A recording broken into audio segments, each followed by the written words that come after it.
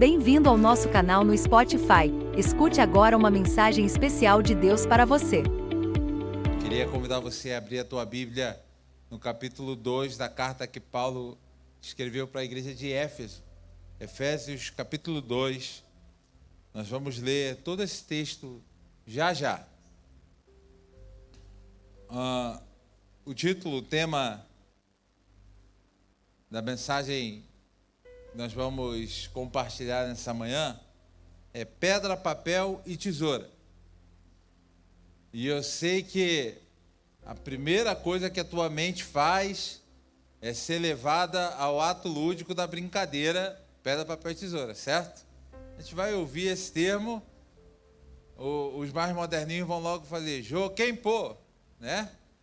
E a galera de mais experiência vai ver Pedra, Papel, Tesoura, né? E vai querer lançar ali alguma coisa. A brincadeira é muito conhecida, o jogo é muito famoso e cercado por curiosidades, tá bom? Alguém aqui desconhece essa brincadeira, esse jogo? Vai, tem gente que não conhece. Então eu não tinha nem planejado explicar, mas agora vou ter que explicar. Me dei conta disso agora, me perdoa. Pedra, Papel e Tesoura é uma brincadeira milenar, né? Olha só, é de uma cultura ali milenar. As primeiras citações desse jogo são da China, 1600 anos antes de Cristo. E consiste numa forma de brincar, mas na verdade, em muitos momentos não foi usado como brincadeira, foi usado como um método de decisão. Aqui no Brasil é mais popular a gente usar o par ou ímpar, né? Vem cá, a gente precisa dizer, quem vai? Tira 0 ou 1, faz o par ou ímpar e aí decide, escolhe. Os chineses começaram a usar esse método do pedra, papel e tesoura.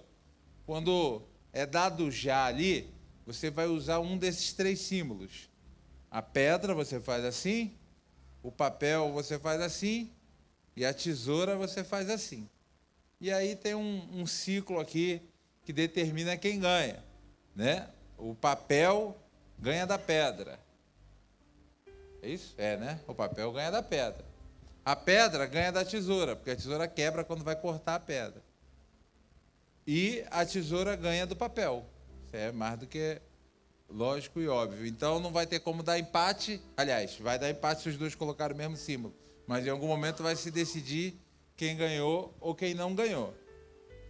É algo de uma cultura milenar, como eu disse para você, se popularizou não tanto pelos chineses, mas mais pelos japoneses a partir do século XVII. Tem campeonato mundial de pedra, papel e tesoura, de Jô-Quem-Pô. E tem dois momentos muito curiosos da história. Essa semana eu pesquisando sobre isso, quando eu li isso aqui, eu também não quis acreditar, irmão. Talvez você não queira acreditar, mas é verdade. Diz que no ano de 2006, um juiz federal na Flórida, lá nos Estados Unidos, depois de um longo julgamento sem saber como decidir, determinou na sentença dele que as partes decidissem no pedra, papel e tesoura. E aí, uma das partes entrou com recurso, aquilo foi para uma segunda instância, e a segunda instância, óbvio, né, desfez essa decisão louca, né, do juiz da primeira instância de mandar os dois decidirem no pedra, papel e tesoura. Mas é verdade, isso é fato, tá bom? Registrado. E o CEO de uma multinacional, a Masprodenko, uma indústria japonesa, essa indústria japonesa, uma holding, né, japonesa, ela era proprietária de uma série de bens muito valiosos, que incluía quadros de Picasso, de Van Gogh, e, enfim, tinha um acervo muito rico, e eles decidiram vender, leiloar esse acervo de obras preciosas. E aí decidiram contratar uma empresa para fazer esse leilão. Passa que várias empresas apresentaram propostas, porém 2 apresentaram as melhores propostas e essa multinacional japonesa não conseguia decidir qual das 2 seria a responsável por leiloar, né, aquele acervo de obras preciosas, e então essa holding japonesa decidiu que as duas empresas, as duas casas de leilão fariam o pedra, papel e tesoura para decidir quem ia ter a sorte ou o privilégio de leiloar aqueles bens. Você sabe muito bem que quem leiloa fica com uma boa fatia daquilo ali, né? Então havia grande interesse das duas empresas em ganhar isso. Uma das empresas, quando viu que o caminho era aquele, pegou os filhos dos seus funcionários e pediu, né, fez consultoria com as crianças, irmão, para saber o que eles tinham que jogar. Era uma jogada só. E aí uma das crianças falou para jogar papel, né, que ia dar certo. E a outra empresa não levou esse negócio a sério e falou: Deus me livre, me poupe, né, de eu ter que decidir minha vida em pedra, papel e tesoura. E só escolheu pedra e perdeu. E o leilão de obras preciosíssimas e valiosíssimas foi decidido no pedra, papel e tesoura. Milhões de dólares. É surreal, né? Você pega, olha e fala assim: decidir o futuro, decidir a vida no pedra, papel e tesoura. Hoje eu quero conversar contigo sobre a nossa caminhada, sobre a nossa jornada, sobre escolhas, decisões, sobre efeitos que o passado ainda traz sobre nós e sobre os projetos do nosso futuro. E isso não tem nada a ver com sortilégio, não tem nada a ver com acaso presente no pedra, papel e tesoura. Eu, a título de introdução, te contei algumas curiosidades que cercam esse jogo, mas eu não quero levar a sua mente a estar cativa e presa ao jogo. Eu queria que, passado esse momento inicial, você deu uma respirada aí, que você junto comigo olhasse tão somente para esses três objetos, para esses três elementos: pedra, papel e tesoura, para que juntos nós refletíssemos no projeto e na proposta de Deus a respeito de nós, do nosso passado, do nosso presente e do nosso futuro. Eu quero tão somente tomar emprestados esses três elementos, tomar emprestados esses três objetos e, para mim, pelo menos, parece prático e eficaz fazer isso, porque daqui a alguns anos você vai ouvir alguém falando assim: pedra, papel e tesoura, e eu creio que você vai lembrar disso que nós refletimos nessa manhã. Então eu queria, junto contigo, tomar esses três elementos, porque eles vão apontar etapas, vão apontar fases nesses nossos processos de decisões e escolha. Vão apontar etapas da nossa caminhada, que precisam ser plenamente moldadas pelo Senhor. As decisões da nossa vida, do nosso futuro, não podem ficar ao bel prazer da sorte, irmão. E se estiverem no Senhor, certamente não estarão. Então eu quero passar a ler contigo o texto de Efésios, capítulo 2, versículo... Nós vamos ler todo esse capítulo de Efésios, tá? Eu creio que vai ser projetado aí, eu passo a fazer a leitura na nova tradução na linguagem de hoje.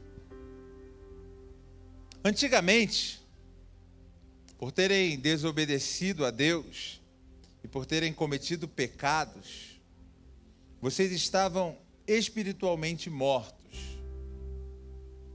Vamos conseguir projetar? Senão vou dar mais um tempo para os irmãos acharem o texto aqui. Se você quiser achar o texto, Efésios capítulo 2, do 1 ao 22, para você me acompanhar. Efésios capítulo 2, lá no versículo 1. Isso, olha aí.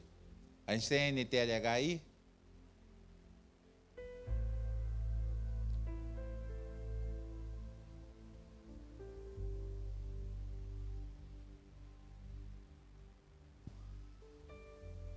É que essa aí não é NTLH, né?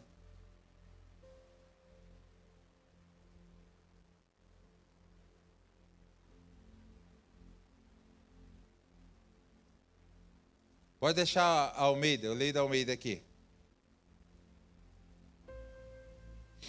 e vos vivificou, estando vós mortos em ofensas e pecados, em que noutro tempo andastes segundo o curso deste mundo, segundo o príncipe das potestades do ar, do espírito que agora opera nos filhos da desobediência, entre os quais todos nós também antes andávamos nos desejos da nossa carne, fazendo a vontade da carne e dos pensamentos, e éramos por natureza filhos da ira, como os outros também.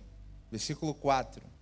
Mas Deus, que é riquíssimo em misericórdia, pelo seu muito amor com que nos amou, estando nós ainda mortos em nossas ofensas, nos vivificou juntamente com Cristo. Pela graça sois salvos. E nos ressuscitou juntamente com Ele, e nos fez assentar nos lugares celestiais em Cristo Jesus, para mostrar nos séculos vindouros as abundantes riquezas da sua graça, pela sua benignidade para conosco em Cristo Jesus. Porque pela graça sois salvos, por meio da fé. Isto não vem de vós, é dom de Deus. Não vem das obras, para que ninguém se glorie, porque somos feitura sua, criados em Cristo Jesus, para as boas obras, as quais Deus preparou para que andássemos nelas. Versículo 11. Portanto, lembrai-vos de que vós, noutro tempo, erais gentios na carne, e chamados incircuncisão, pelos que na carne se chamam circuncisão, feita pela mão dos homens. Que naquele tempo estáveis sem Cristo, separados da comunidade de Israel, e estranhos às alianças da promessa, não tendo esperança e sem Deus no mundo. Mas agora, em Cristo Jesus, vós que antes estáveis longe, já pelo sangue de Cristo, chegastes perto.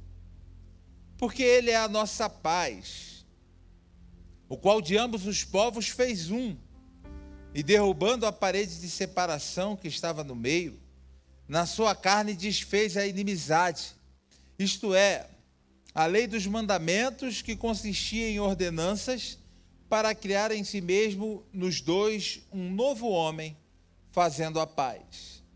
E pela cruz reconciliar ambos com Deus em um corpo, matando com ela as inimizades. E vindo, ele evangelizou a paz a vós que estáveis longe e aos que estavam perto. Porque por ele ambos temos acesso ao Pai em um mesmo Espírito. Assim, já não sois estrangeiros, nem forasteiros, mas concidadãos dos santos e da família de Deus, edificados sobre o fundamento dos apóstolos e dos profetas, de que Jesus Cristo é a principal pedra da esquina, no qual todo o edifício, bem ajustado, cresce para templo santo no Senhor, no qual também vós, juntamente, sois edificados para a morada de Deus em espírito. Glória a Deus pela sua palavra. Santo Agostinho, um dos principais teólogos da história da igreja, ele concebia o tempo de uma forma um pouquinho diferente à qual eu e você estamos acostumados.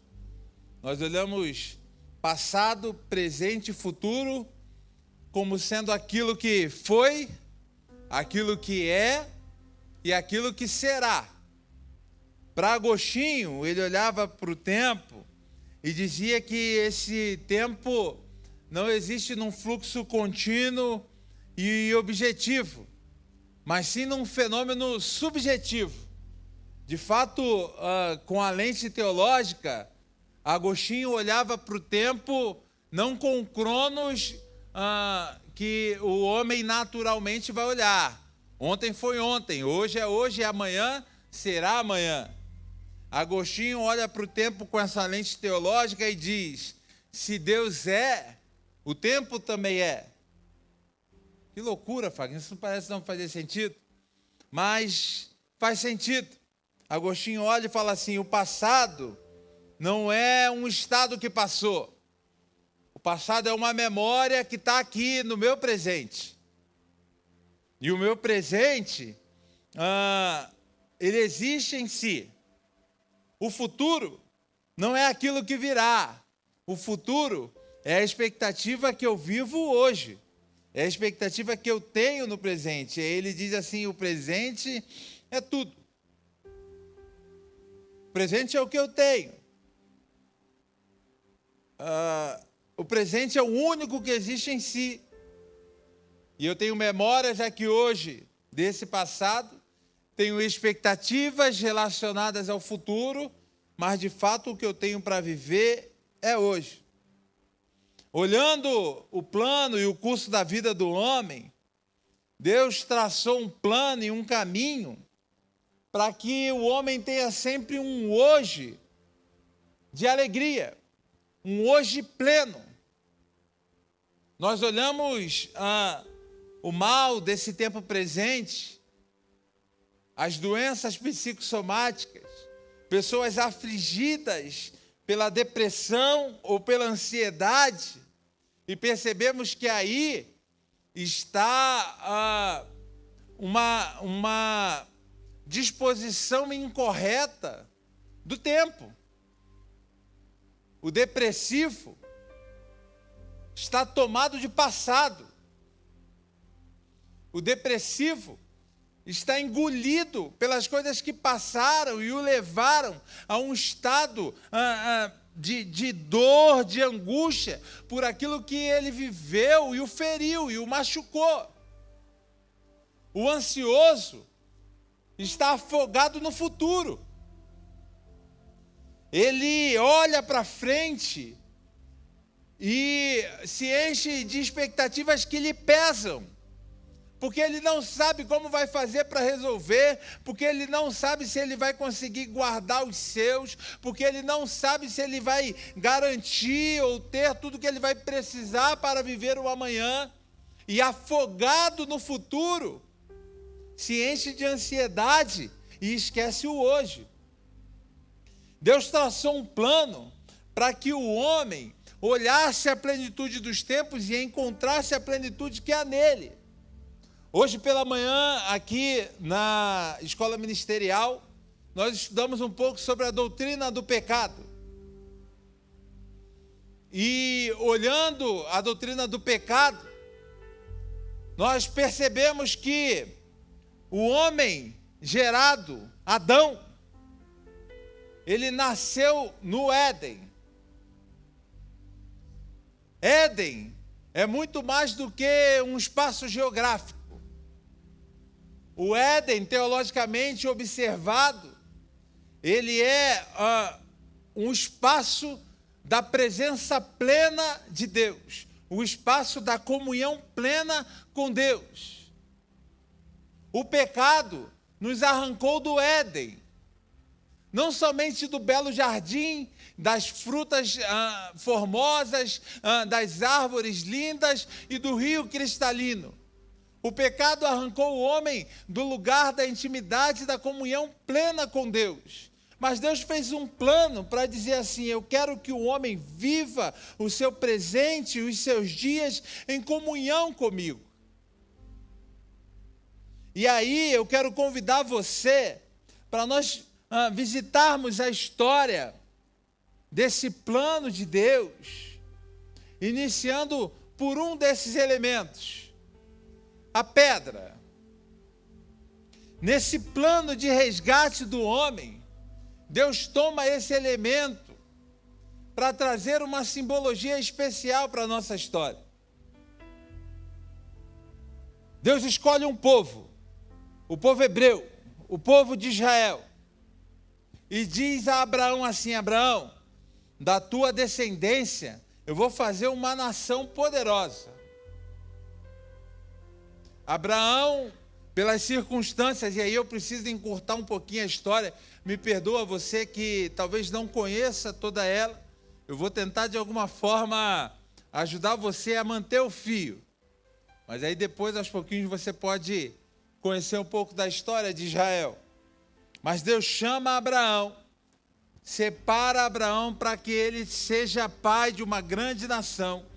Essa nação passa a se multiplicar. Por força de uma circunstância, eles são levados ao Egito. No Egito, tomados pela natureza normal e natural do homem, eles se amoldam aquilo ali, permanecem mais tempo do que deveriam, e aí são levados à escravidão. Escravizados no Egito, Deus levanta um homem chamado Moisés, que vai conduzir o povo para o lugar onde Deus espera que o povo viva. Moisés então inicia uma jornada com esse povo. Parece fácil, mas não foi tão fácil assim. Temos etapas para contar nessa história, mas após viverem essas etapas, eles saem em direção a essa terra prometida. Quando chegam ao deserto, uma etapa, um caminho até essa terra prometida, eles param no lugar. E a história vai contar para nós, no livro do Êxodo, no capítulo 19, um episódio que eu quero refletir sobre ele com você. Êxodo 19, o versículo de número 3. Está ali, está projetado. Diz assim: Moisés subiu ao monte para se encontrar com Deus. Eles estão caminhando no deserto e Moisés é chamado por Deus para se tornar uma interface dele com o povo. Por quê? Porque o caminho da manifestação de Deus ao povo está bloqueado pelo medo. Quando eles chegam perto desse monte Sinai, a manifestação de Deus ali é tão poderosa que o medo bloqueia o coração deles e eles dizem: Moisés, vai você, sobe você, olha para Deus você. E Moisés sobe o monte e Deus manifesta a Moisés o modo de viver que ele espera da aliança. Se você seguir lendo Êxodo capítulo 19, é o primeiro momento em que Deus fala a Moisés sobre aquilo que nós conhecemos como 10 mandamentos, como lei. Só que, se você seguir lendo, você vai ver que esse resumo que a gente pega de 10 mandamentos, na verdade é um compêndio, é algo maior, tem detalhamentos. Deus está dizendo para Moisés: Moisés, eu espero que vocês vivam assim.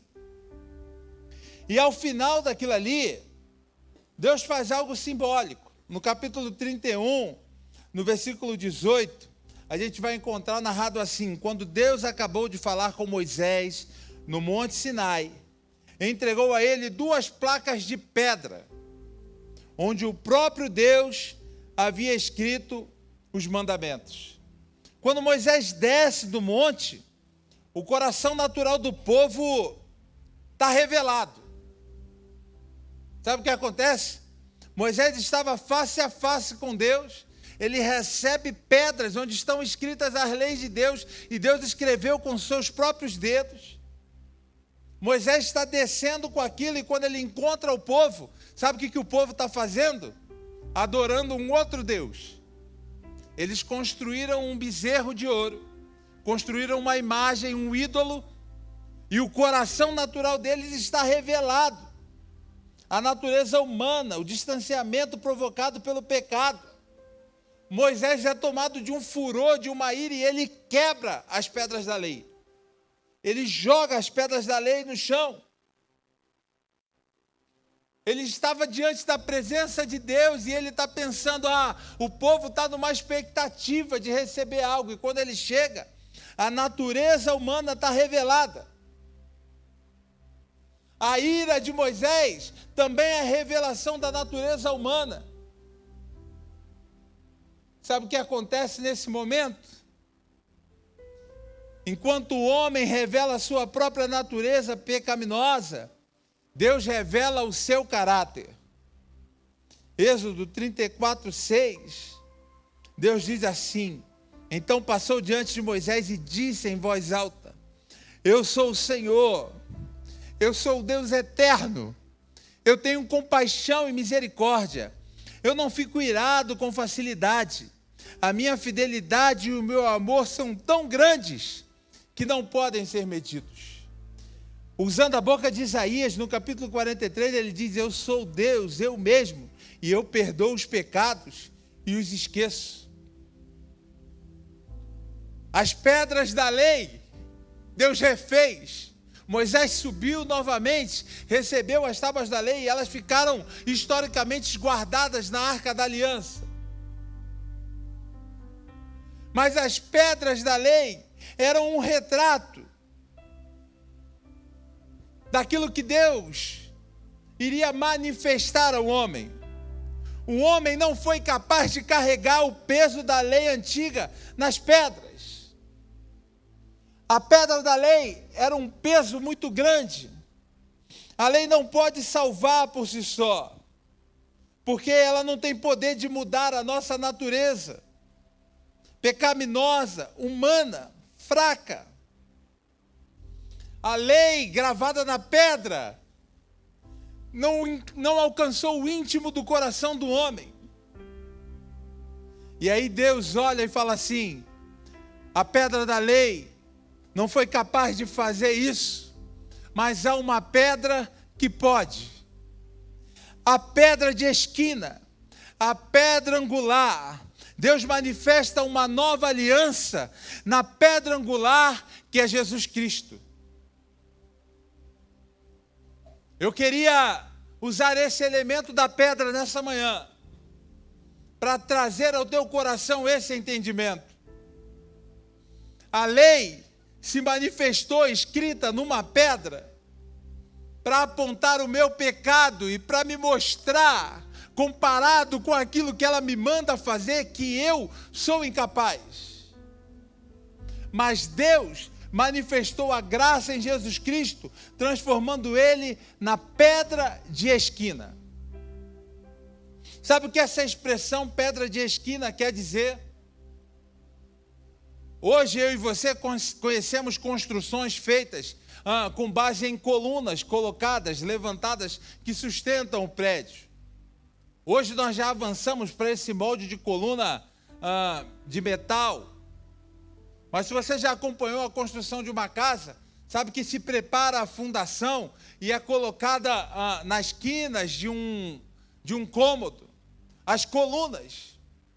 Como antigamente eles não tinham material para levantar e construir colunas artificialmente, eles separavam as melhores pedras, as pedras mais fortes, para sustentar o edifício, e lançavam nas esquinas, lançavam nas bases, lançavam nos fundamentos. Eu li contigo o texto que Paulo escreve aos Efésios e ele diz: vocês são construídos sobre essa pedra fundamental. Efésios capítulo 2, versículo 20, vocês são como um edifício construídos sobre o alicerce que os apóstolos e os profetas colocaram.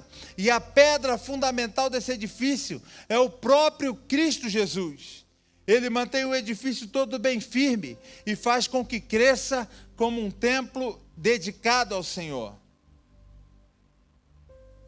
Cristo é a pedra de esquina. Cristo é a pedra fundamental. Cristo é a base e o alicerce. Se a lei apontou o meu pecado, o meu erro e a minha limitação, Cristo apontou o caminho da graça, manifesta por amor à humanidade, para que novamente eu e você possamos viver Éden, comunhão, intimidade, relacionamento, proximidade, união, vínculo com Deus eterno. O pecado separou o homem, a lei mostrou o tamanho do abismo, mas a pedra fundamental criou bases para que eu e você estivéssemos num lugar firmados novamente, cheios da presença de Deus. Se a lei é um instrumento de acusação, a pedra de esquina é um elemento de segurança. Se a lei é um instrumento de condenação, a rocha fiel, que é Cristo Jesus, é um elemento de salvação. Eu e você somos convidados, então, a nos firmarmos nele e a nos colocarmos nele. A pedra de esquina. Esta pedra, Paulo vai escrever depois. O escritor aos Hebreus, pode ter sido ou não Paulo, mas o escritor aos Hebreus vai escrever depois dizendo que esta pedra foi rejeitada pelos homens. O próprio Jesus, em Mateus 21, contando uma parábola, diz: a pedra de esquina que foi rejeitada, ela se torna a pedra angular, o fundamento. Talvez você tenha caminhado até aqui, no teu coração, de alguma forma, tenha rejeitado isso. Eu comecei falando para você que eu queria hoje refletir contigo sobre escolhas e decisões. Há um convite: torne Cristo a base, torne Cristo o fundamento, torne Cristo o elemento principal. Ele de fato é a revelação do Deus invisível. A pedra de esquina, a pedra fundamental. Há um outro entendimento a respeito dessa pedra, a pedra angular.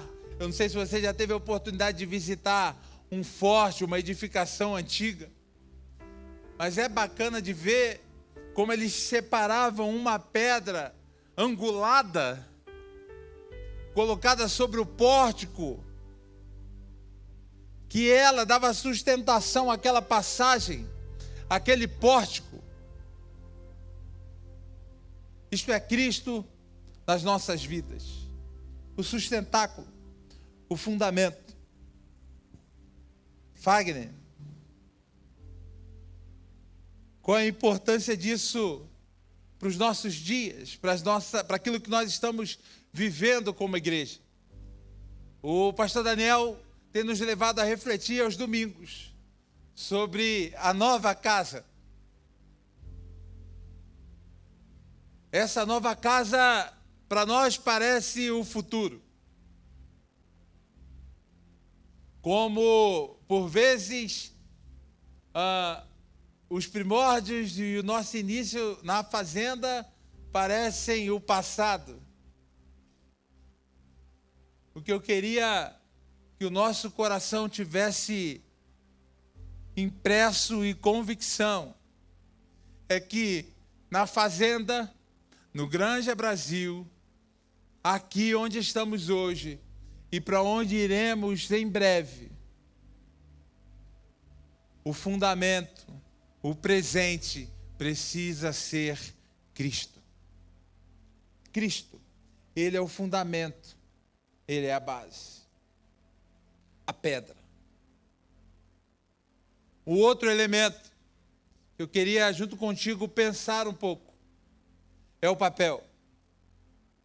Porque lançamos a base, lançamos um fundamento, mas nós temos um desafio de viver, de seguir, de prosseguir.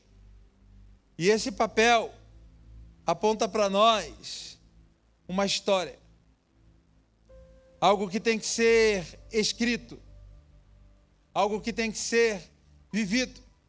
E é por isso que Paulo escreve aos Efésios, no texto que nós lemos, e diz para eles assim: assim vocês também, unidos com Cristo, com fundamento na pedra, estão sendo construídos, juntos com os outros, para se tornarem uma casa onde Deus vive por meio do seu Espírito.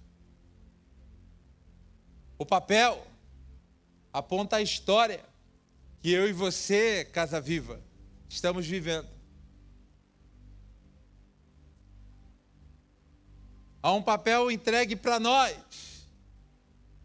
E há uma expectativa do mundo sobre que história eu e você vamos escrever nele. Eu estava ali me lembrando, pedi a Vívia para me mandar, e esse é aquele momento da vergonha alheia, né? Vou ler para você aqui, nova versão de histórias bíblicas da Giovana. Um dia a Giovana, viajando, escreveu a historinha dela. Sansão era muito corajoso, lutou com Golias e não podia entrar na cova dos leões. Então ele matou todos os leões. Depois o peixe comeu ele e ele pediu desculpa ao peixe e falou para as pessoas: essas coisas erradas Deus não gosta, pede perdão para ele. Acabou.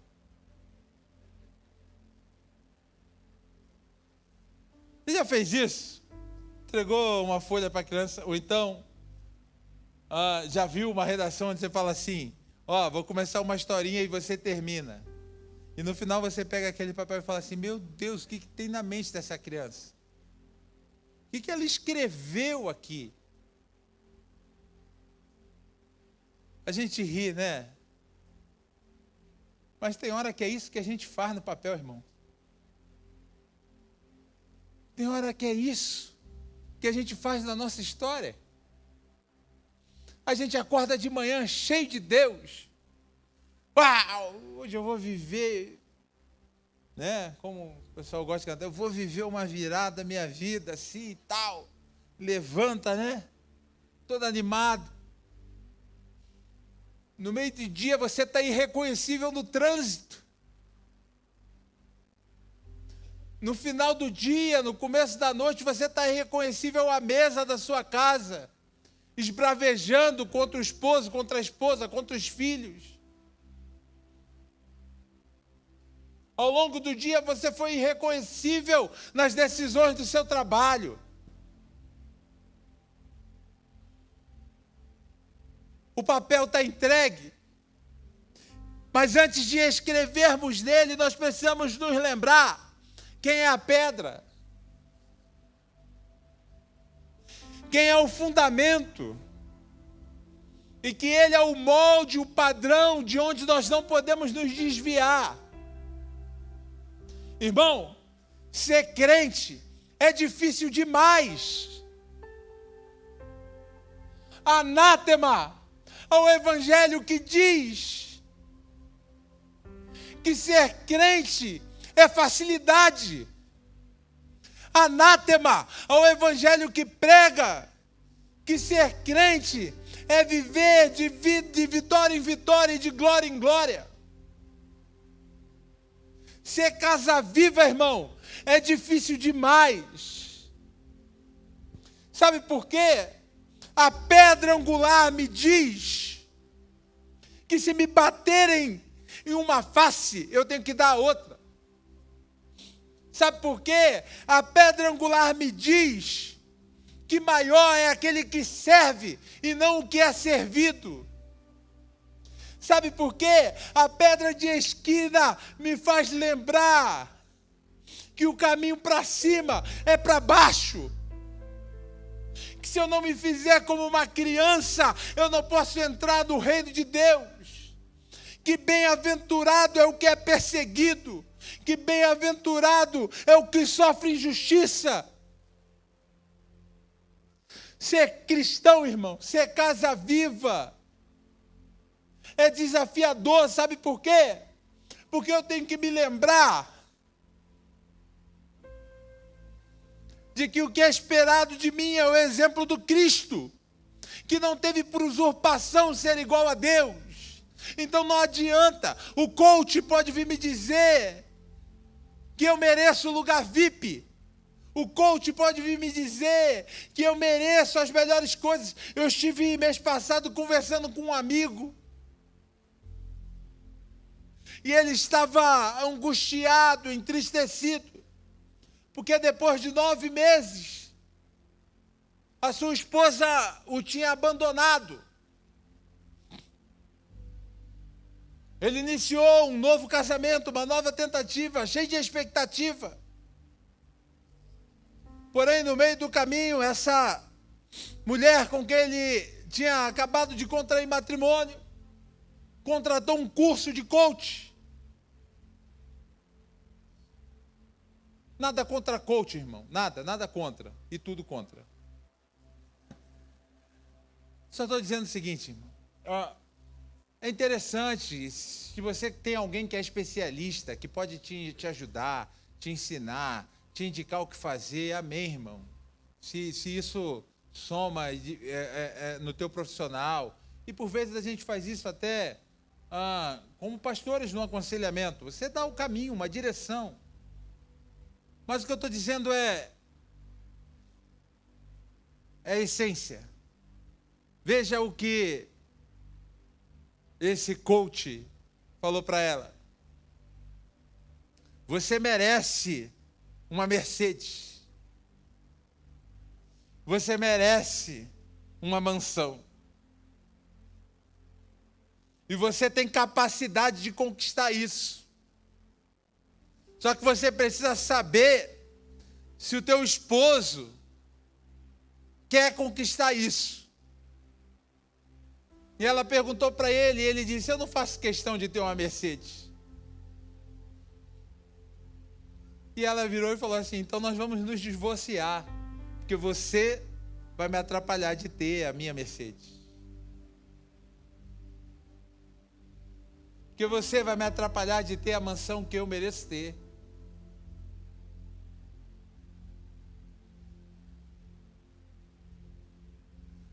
A essência da mensagem do Cristo não tem a ver com aquilo que nós merecemos.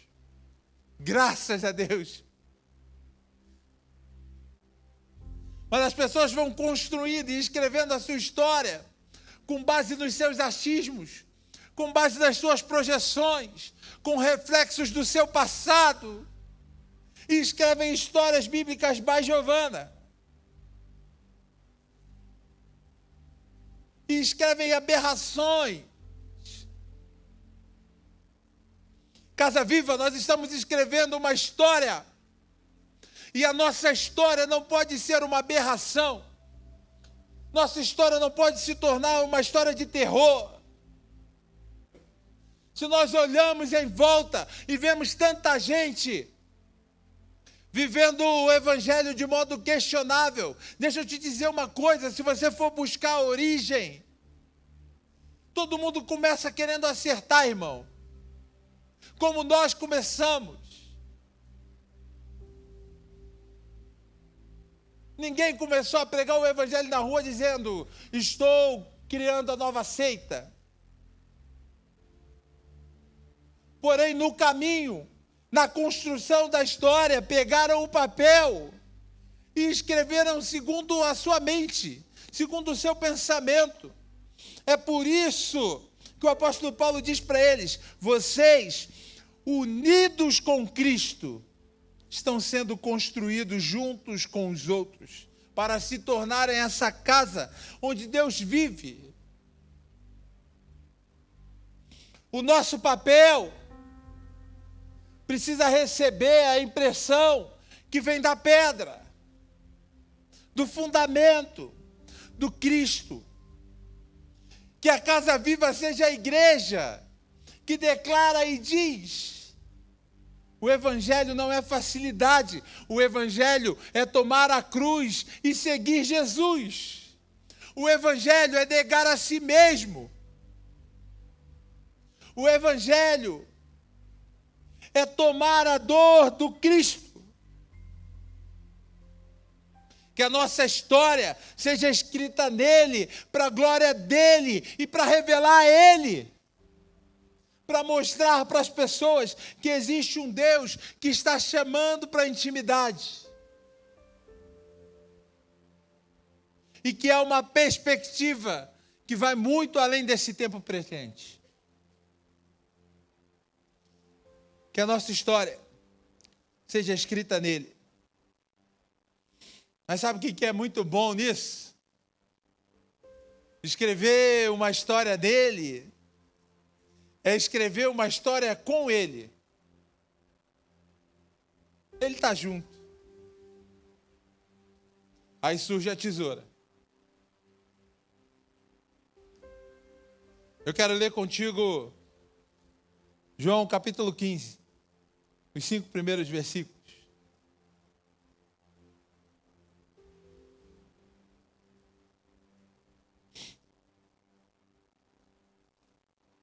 Jesus disse: eu sou a videira verdadeira, meu pai é o lavrador.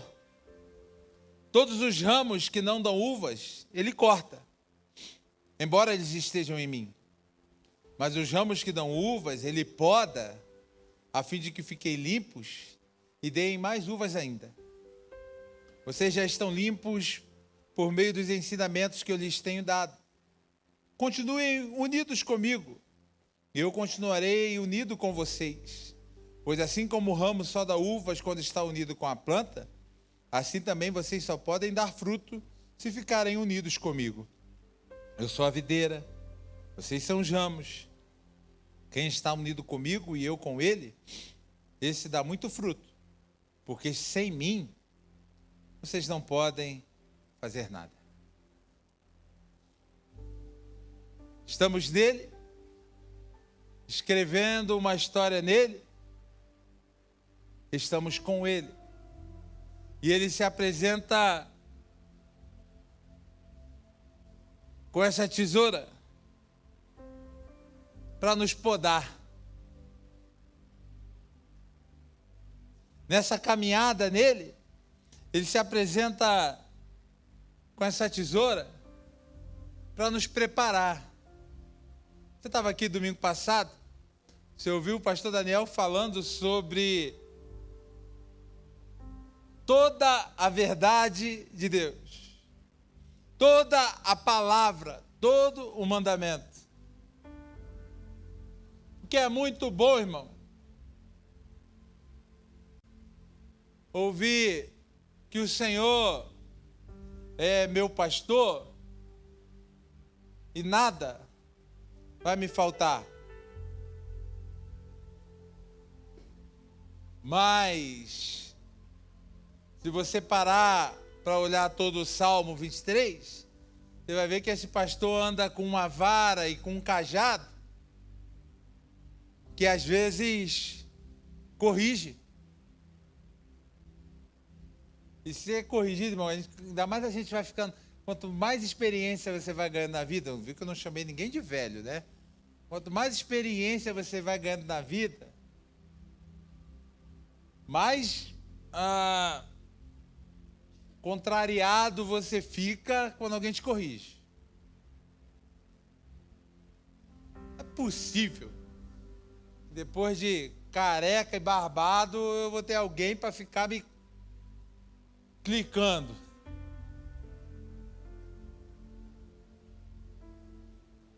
Ele se apresenta e diz: olha, eu estou na caminhada com você. E nós vamos escrever uma linda história. Casa Viva, a história que está pela frente, que vai para esse papel que está na nossa mão, é linda demais. Você não pode nem imaginar ainda tudo que vai ser escrito aí. Mas ele está do nosso lado com a tesoura para podar. A poda, ela não é uma atitude destinada somente para árvores doentes. Que isso, Fagner? Você está falando hoje que Deus vai podar a Casa Viva, a gente está tão mal assim? Não. A poda, ela é feita em árvores saudáveis também. Porque a poda é o processo de preparação para a imagem futura. Quando alguém que entende bem de planta começa a podar, ele começa a olhar um desenho futuro e ver onde vai cortar. E essa poda, ela acontece com duas ferramentas. Primeiro é esse que eu falei contigo, o pastor Daniel falou semana passada, é toda a palavra. Toda vez que você chegar aqui, irmão, e tomar um cascudinho santo, toda vez que você chegar aqui e a palavra não for necessariamente de alento, de alívio, de vitória, mas for um confronto para o teu modo de viver, foi um confronto para aquilo que você está fazendo, para as escolhas, para as decisões, foi um confronto para a tua vida de devoção ao Senhor, que você percebeu, eu estou devendo, eu estou precisando buscar mais a Deus, eu estou precisando orar mais. É poda, é toda a palavra moldando você para o futuro. E outra ferramenta de poda são os desafios e as circunstâncias. São as provações, são as dificuldades. É bonito, irmão, ver a foto do prédio novo e falar, uau! Está pensando que vai ser fácil, né? Você está pensando que vai ser tranquilo. A gente nem tem que lutar contra as hostes espirituais da maldade nas regiões celestes, não. Aliás, o nosso adversário está até feliz junto com a gente. Não nos esqueçamos que é uma luta para ser lutada, irmão. E nós vamos ter muitos desafios. E por mais que o pastor Daniel chegue aqui domingo após domingo e chame você de lindo, bonito e cheiroso, e dê um sorriso para você, que você receba um sorriso da Natália quando chegar ali ou chegar na outra porta, que a liderança da igreja olhe para você com todo carinho, gentileza e educação. Se lembre, nós estamos no meio de uma luta, irmão, e tem desafios, e tem dificuldades que estão nos podando, que estão nos apertando, mas nem por isso a gente vai parar. A gente sabe que nós ainda não frutificamos tudo que podemos. Quando nós começamos lá atrás, quando ainda havia um pequeno grupo, a gente olhava e falava assim, uau, há um potencial lindo aqui de coisas que Deus quer fazer. Hoje nós estamos aqui e há frutos lindos.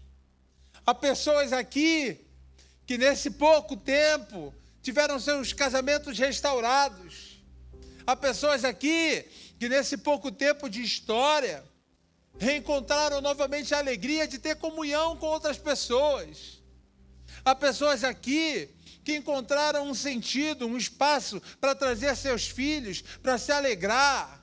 Quanta coisa linda, quanto fruto lindo, mas ainda não é tudo que podemos frutificar. Há muito mais a ser vivido, há frutos ainda mais lindos para serem colhidos, há muito mais para ser multiplicado no Senhor. É por isso que Ele vai continuar nos podando. É por isso que Ele vai continuar nos moldando. É por isso que Ele está caminhando com a gente, e Ele sabe, tem muito mais para vir, tem muito mais para se viver, tem muito mais para acontecer. Deixa Ele moldar a nossa vida e o nosso coração. Fundamentados na pedra, escrevendo uma linda história nesse papel, sendo moldados por Ele. Eu te pedi lá no início, para você desprender o teu coração da brincadeira. Mas eu te convido a guardar esses 3 elementos e essas 3 reflexões. Eu tenho um fundamento para escrever uma história com Ele que direciona tudo. E encerrando, eu queria lembrar a você de para quem essa carta foi escrita. A carta aos Efésios foi escrita para a igreja de Éfeso. Éfeso era uma cidade pujante, próxima ao litoral, um ponto de passagem importante, e que abrigava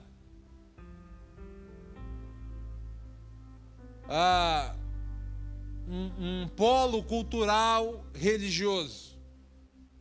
Em Éfeso estava o templo de Ártemis, templo de Diana, onde era prestado culto a essa figura. Ali Paulo fundou uma igreja e confrontou essa idolatria. E confrontando os Efésios, ele escreveu isso que eu e você lemos. Para uma igreja, parece pouco para você, teve Paulo, Timóteo e o próprio apóstolo Pedro como pastor. Só que essa carta não é a única carta que foi escrita aos Efésios. No capítulo 2 do Apocalipse, tem mais uma cartinha escrita para a igreja de Éfeso.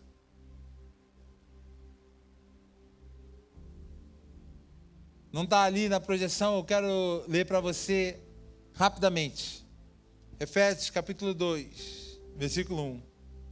Escreve ao anjo da igreja de Éfeso: isto diz aquele que tem na sua destra as 7 estrelas, que anda no meio dos 7 castiçais de ouro. Eu conheço as tuas obras, o teu trabalho, a tua paciência, e que não podes sofrer os maus.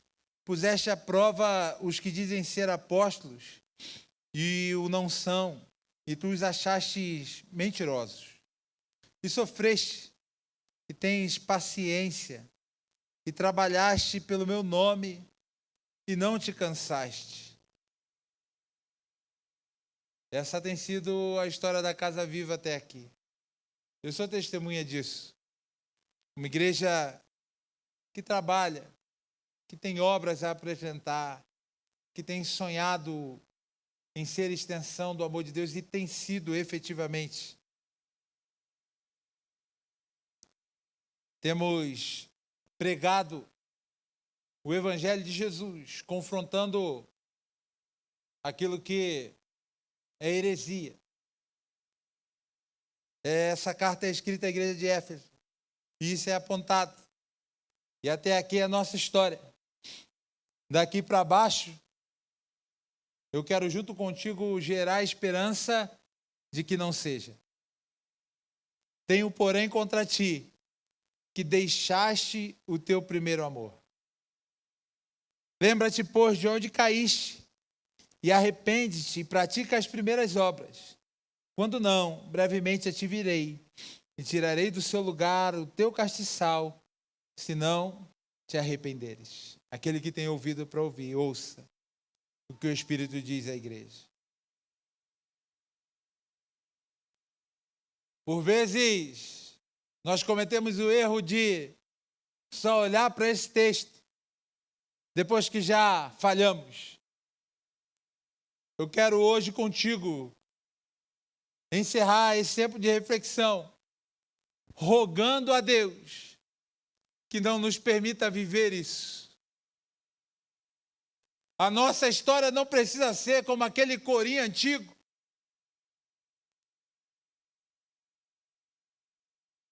Não sei se você vai lembrar, mas alguns vão, que dizia assim, né?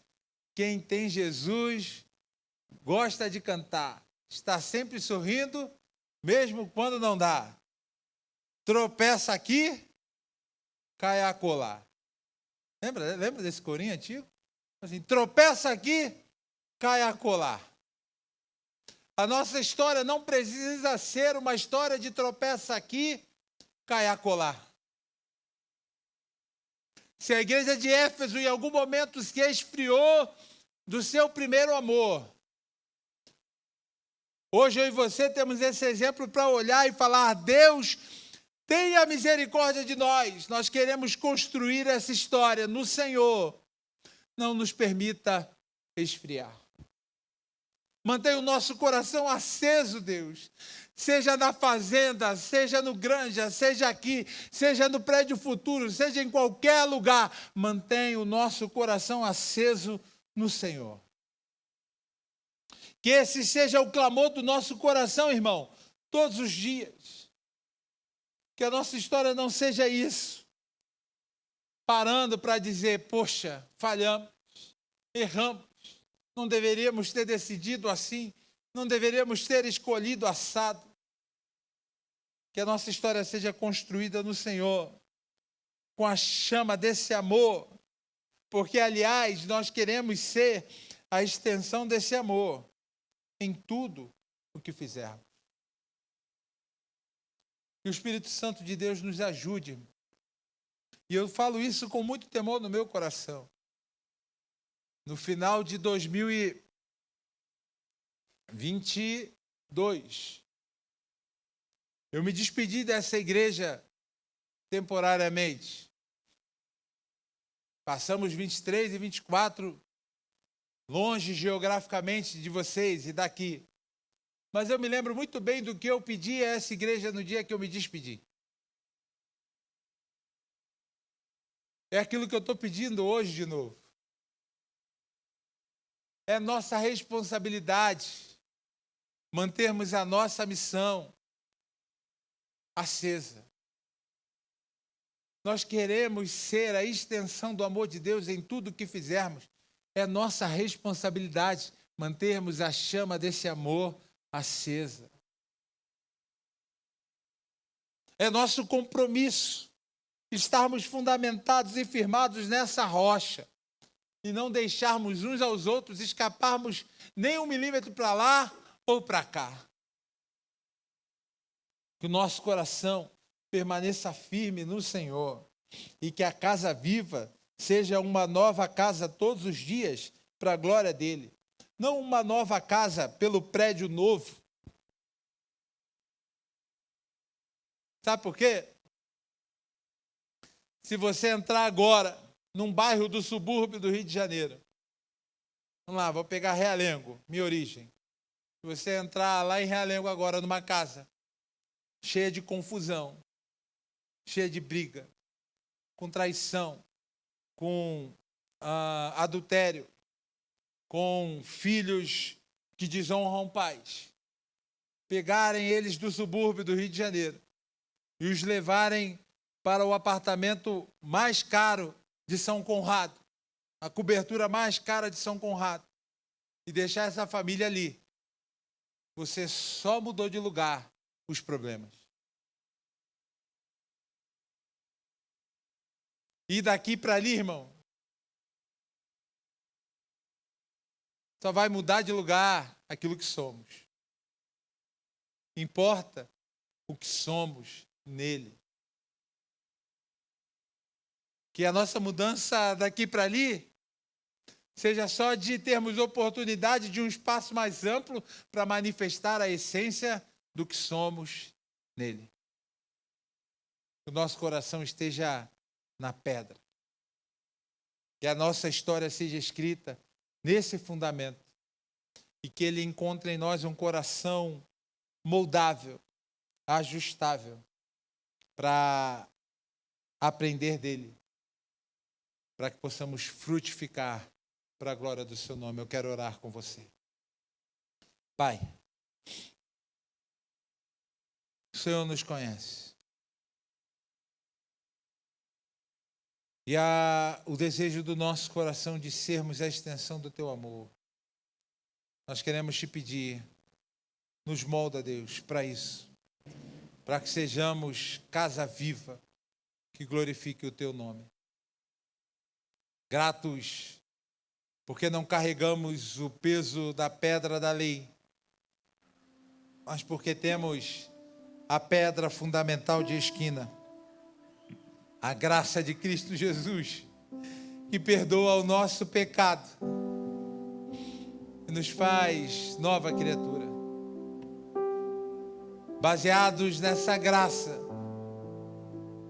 que anulou a sentença que era contra nós, escrevemos uma nova história, que essa história te glorifique, Que aquilo que vai ser contado a nosso respeito aponte para o Senhor.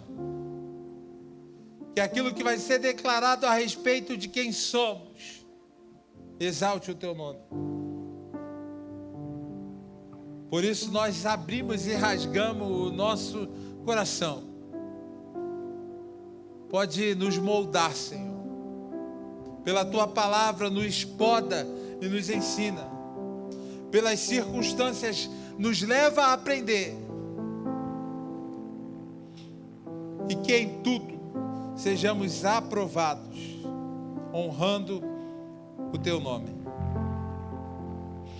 Como a oração que tem me tocado nesse tempo, eu quero repetir, Deus, as palavras do meu amigo e irmão Thomas.